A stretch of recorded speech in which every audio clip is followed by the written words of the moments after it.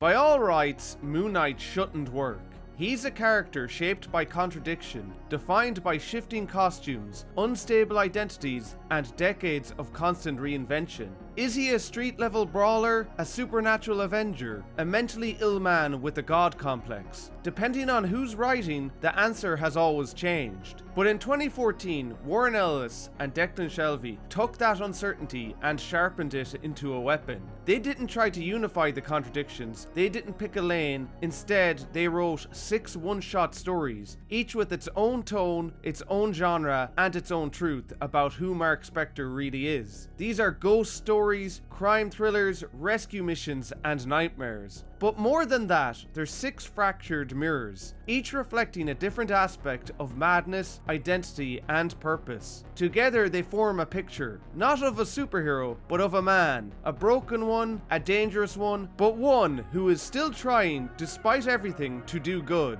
This is Moon Knight, 6 nights in the mind of madness.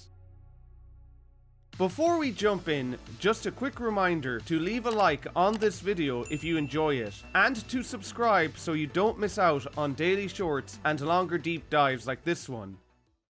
By 2014, Moon Knight was a mess of contradictions. He'd been everything: a brutal mercenary, a street-level avenger, a millionaire playboy, a masked madman. Every new creative team seemed to reinvent him from scratch, wiping the slate clean, chasing a definitive version that never came. Some leaned into his mental illness, others leaned into the violence, but nothing stuck. Continuity became clutter, identity became noise. Then came Warren Ellis. With Declan Shalvey and Jodie Belair, Ellis didn't try to fix Moon Knight. He leaned in. He reintroduced Mark Spectre, not with answers, but with atmosphere, bringing Mr. Knight to the forefront as a white-suited ghost consulting for the NYPD. But that was only one facet. Each of the 6 standalone issues stripped the character down further, exploring his fractured identity through mood, genre, and tone. It wasn't just about reinventing how he looked, it was about rethinking how he functioned. And each story channels a different face of Khonshu: Pathfinder, Embracer, Defender, Watcher, and the one who lives on hearts. These aren't identities, they're survival instincts. Masks that function, personas that hold the chaos back. This wasn't a total reinvention. It was a case file, a pattern, a map of a broken man still trying to walk forward. So let's follow him, one night at a time. Night 1, Slasher. We begin with a murder and a crime scene. Mr. Knight enters the story like a myth.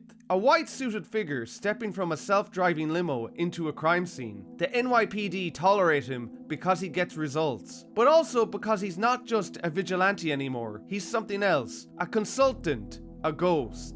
This is Moon Knight as the Watcher, an observer descending into the dark underworld of Manhattan, not just to solve a string of killings, but to bear witness to something broken. Deep in the tunnels, he finds the killer, a former S.H.I.E.L.D. agent turned slasher, a man who's been rebuilding himself with the stolen body parts of others. Mr. Knight doesn't scream in fear, he doesn't rage, he simply talks. When the man threatens to end his life, Mark replies coldly, "I've died before, it was boring, so I stood up." And calmly he reveals the fight is already over. He slipped a crescent dart into the man's power pack without him even noticing. But the killer still lashes out, slashing, shooting in desperation. And Moon Knight ends it all with one single gesture, by reflecting a bullet back at him. It's clean, cold, and without spectacle. But this story isn't just about body horror or physical reconstruction, it's about identity. The killer lost his and stitched together a new self from the corpses of others. Moon Knight does the same, only his parts are masks, not flesh. This is the Watcher aspect of Khonshu, the god of observation, of quiet judgment. The tone is surgical, the storytelling stripped bare. No wasted panels, no excessive dialogue, just a figure moving through shadow like a scalpel.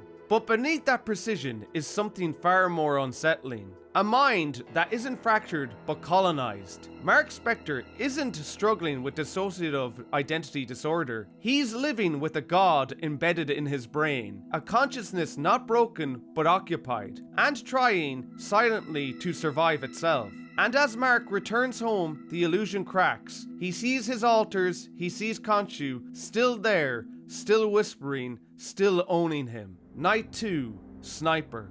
This is Moon Knight as the Defender, Khonshu's aspect of protection. But protection in this story is a hollow promise. A sniper kills 8 civilians in broad daylight, and Moon Knight gives chase at night, leaping across rooftops in pursuit of justice. But the deeper he digs, the murkier it gets. These weren't random victims, they were ex-soldiers, part of a private ops unit that left the sniper behind to die overseas. Now they've traded guns for portfolios, building their lives on Wall Street while he's left with nothing but ghosts. 2 soldiers clashing in the sky, one left behind by his unit, the other tethered to a god who won't let him go. And when the sniper is finally cornered, it isn't Moon Knight who ends it. It's the 9th man, the last teammate, who shoots him without hesitation. Not out of mercy, not even fear, just cold utility. The bank always wins, he says. Moon Knight doesn't argue, he just watches. This is a story not about vengeance, but about purpose. About what happens when your role ends, but your war doesn't. In this broken mirror, Moon Knight sees himself,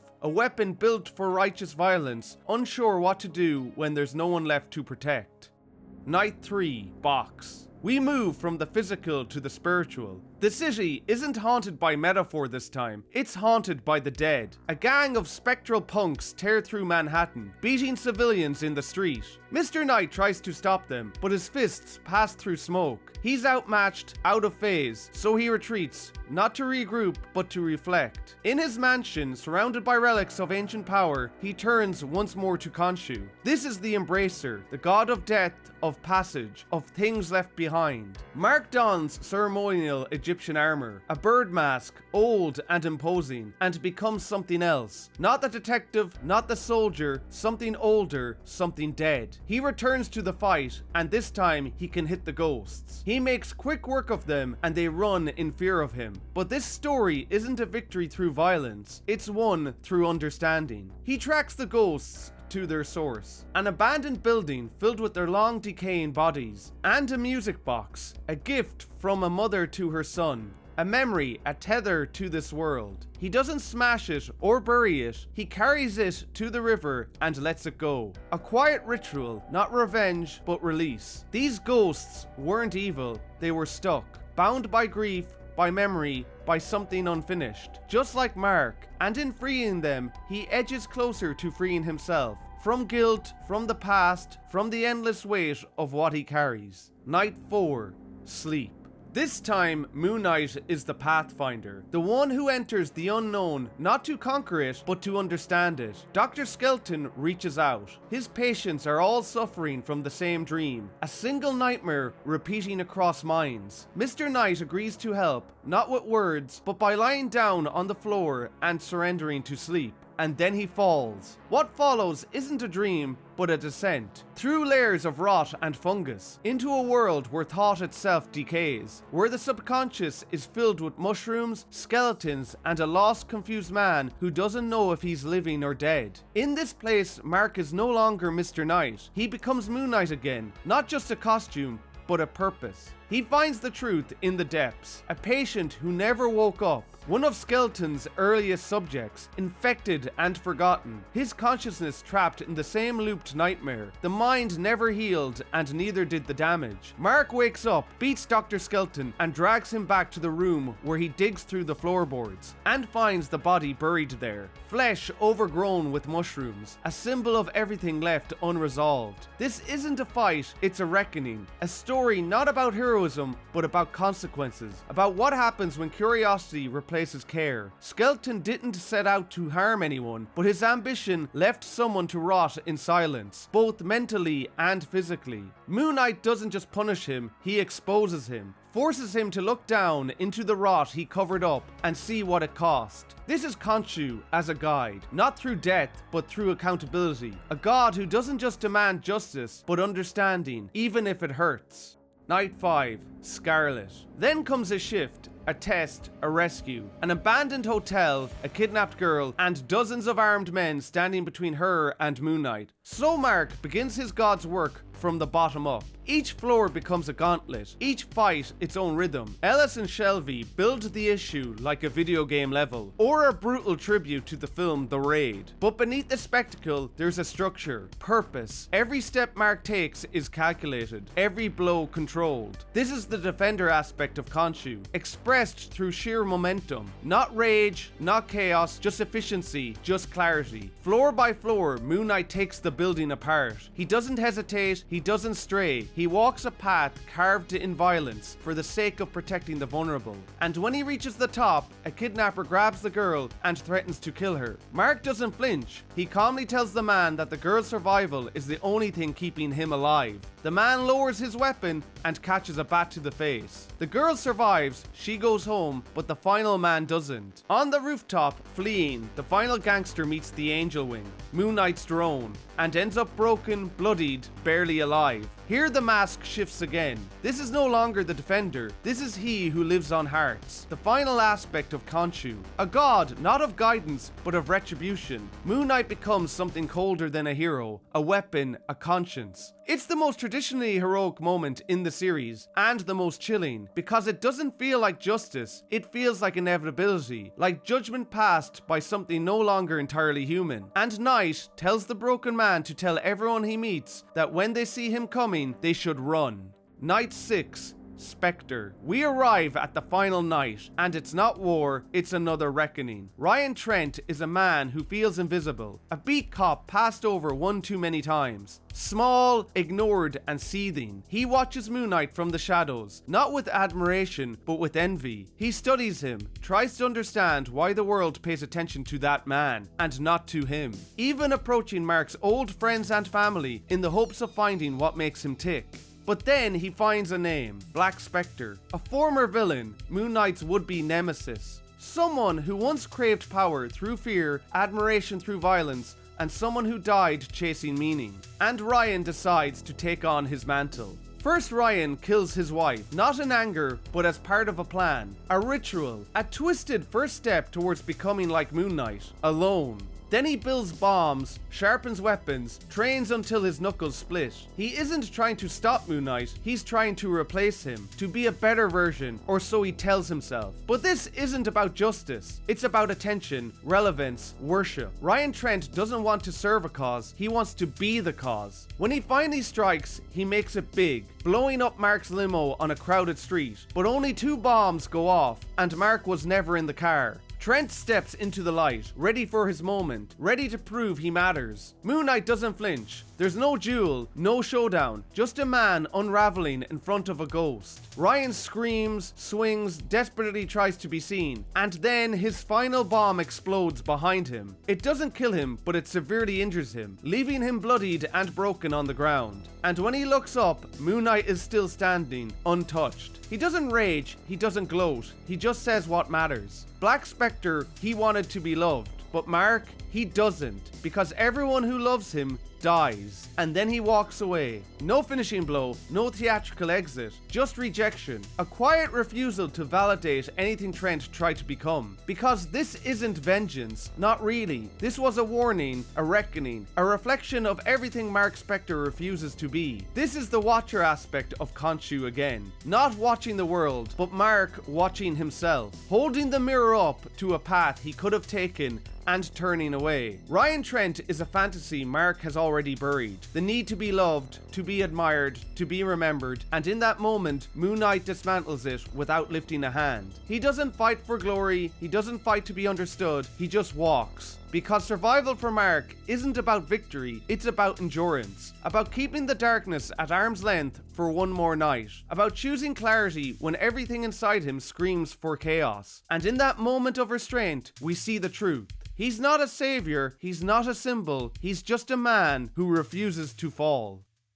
After 6 nights in the mind of madness, what are we really left with? Not a full picture of Mark Spectre, not even close. What we get is a mosaic, a puzzle missing half of its pieces. But in those gaps, in the things left unsaid, we learn more than a biography could ever tell us. Each story reflects on aspects of Khonshu, the Watcher, the Defender, the Embracer, the Pathfinder, and the one who lives on hearts. But these aren't just masks of a god, they're coping tools. Roles Mark adopts to survive himself. He doesn't just worship Khonshu, he functions through him. One face for ritual, one for rage, one for silence. Mr. Knight is calm, composed, surgical. Moon Knight is chaos incarnate, blunt force wrapped in white. The ancient ceremonial version is distant and unknowable, but they're all just different languages of the same story. A man trying to live through collapse by becoming structure. That's what separates him from heroes like Batman. People love to make the comparison, but it misses the point. Batman is control, Moon Knight is the aftermath. Bruce Wayne built a system to contain his trauma. Mark Spectre walks through the wreckage of his own mind and tries to build something livable out of what's left. These 6 Knights don't show a man struggling with identity, they show someone who's accepted the fracture, who wears it like armor, who moves through the world as a man split open, but there's a cost always. That system, the masks, the rituals, the silence, keeps Mark alive, but it also isolates him, pushes others away, leaves him cold, numb, and alone. He saves lives, he enacts justice, but he doesn't connect. He endures, but he never really heals. And maybe that's the deepest tragedy of all. Not the violence, not the madness, but the quiet. The fact that after all the battles, all the gods, all the masks, Mark Spectre still goes home alone to sit in the dark with himself and his god. Ellis simply and effectively captures all this with his writing, but it's truly Declan Shalvey who brings it to life.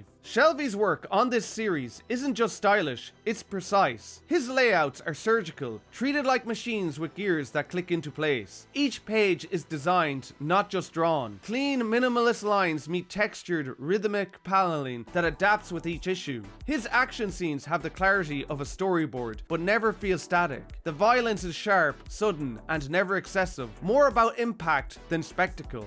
Each issue pulses with its own visual tempo. Issue 1 uses stark contrast, white suit slashing across darkened streets, to make Moon Knight feel more like a phantom than a man. His use of comics as an art form for storytelling and paneling is on full display in issue 2, while issue 4 dissolves into abstract geometry and neon ghosts becoming surreal and creative. Issue 5 is a masterclass in motion, turning a building raid into a ballet of brutality. And then there's Jodie Belair, whose colors are the emotional engine behind it all. She makes the white suit blinding, a symbol, a signal, a warning. Dream sequences wrought with fungal purples and sickly greens. Supernatural moments glow with spectral neon. Together, Shalvey and Belair don't just illustrate Moon Knight, they sculpt him. Scene by scene, tone by tone, they build a world where silence carries weight, where color defines mood, and where Moon Knight stands unchanging. A fixed, spectral presence in a world that never stops moving. This book isn't just well drawn, it's designed,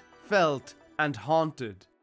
This series of stories, collected as From the Dead, doesn't try to explain Moon Knight. It doesn't redeem him or fix him, or even pretend he can be fixed. What it does quietly, powerfully, is let him exist. As 5 distinct aspects, as 6 fractured stories, as one man still trying to do right, even when everything in him feels wrong. These aren't origin stories, they're moments, snapshots, quiet nights filled with violence, purpose, and grace. They don't ask you to understand Moon Knight, just to follow him, one night at a time. This team's run only lasted 6 issues, barely half a year, and while other teams would follow, From the Dead redefined Moon Knight for a new generation. No epic arcs, no crossover tie-ins, just clarity of vision, sharp tone, and the courage to say something true. Each story is tight, self-contained, but builds towards a greater understanding of the man beneath the masks. This isn't a story about healing, it's a story about endurance, about what it costs to survive the night and still wake up.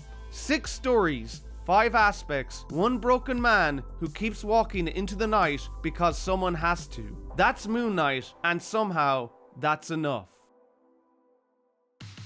Thanks for watching, everyone. I hope you enjoyed this deep dive into one of my favorite runs on Moon Knight. He's my favorite Marvel character, so I've been dying to do a long form video on some of his stories. But let me know in the comments down below what you think of these 6 issues. And remember, whether it's a single issue or a trade, there is always another page to turn. So keep reading, and I'll see you next time.